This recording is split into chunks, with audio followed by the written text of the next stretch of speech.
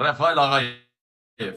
Rafael Ağayev. Bakın bu igid, bakın dostlar, kardeşler, bu igidi gösterirəm sizə. Rafael Ağayevdir bu. Bu Rafael Ağayevdir. Dünya səviyyəsində Azərbaycanı ən çox tanıttıran, 11 dənə medal gətirən, dünya və Avropa çempionu olan Rafael Ağayevdir. Yox, dinləyən. Baxın ha, Rafael çıxır danışır, çox şey danışır. Deyən yoxdur, düz danışır. Danışıram, bəli. Çünki eşidən yox, dinləyən yox, sayan yox. Danışmalıyam da. Ne oldu Rafael'in limon kimi belə suyun sanda dünya Avropa çempionatı olanda deyəndə ki dizim ağrı deyirlər, özün yerlisən, dağlısan, Azərbaycanlısan, sənin qanun Azərbaycanlı, sən döyüşməlisən. Mən razıyam. Və çıxırdıq bir ayaqdan bir dənə döyüşün durduq. İstər Avropa çempionatı olsun, istər dünya çempionatı olsun. Bir günüm ki və ayağıma dərman lazımdır, dərmanın pulun lazımdır, iynəsi. Federasiyadan mənə nə cavab oldu? Bu bölüm müəllimə heç bir adiyyəti yoxdur. Mən deyirəm ki, Rafael'i bezdirmişsən sən də.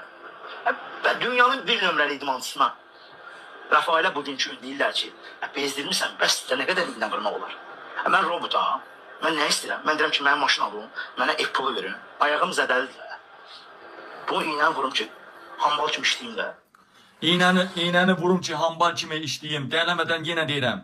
Gürcüstanda, Ermənistanda, dünyanın hər hansı bir ölkəsində Rafael Ağayev kimi ölkəyə medal gətirən, ölkəni tanıttıran kimsə necə yaşayardı?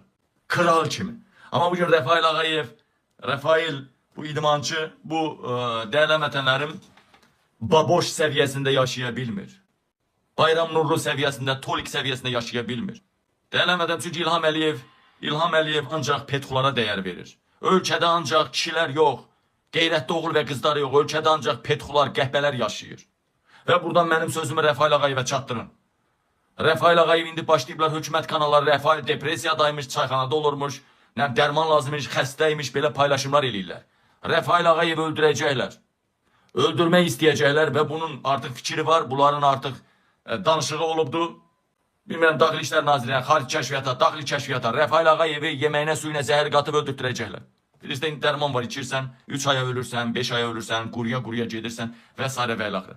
Dəyərli vətənlərim, dəyərli soydaşlarım, Rafael Ağayev kimi oğul bir daha bu danışıqlarınla onu deməyə əsas verir ki, hani İlham Əliyev dedi, idmançılar və dəyərli mənim onu deməyə əsas verir ki, belə oğullar Azərbaycanda yaşamayandan sonra, belə oğullar məhv ediləndən sonra, gör, o birisi oğullar, o bir qeyrətli oğullar nə hallara düşəcək. Onların ümumiyyətlə yaşamağından heç söhbət eləməyə mənası yoxdur.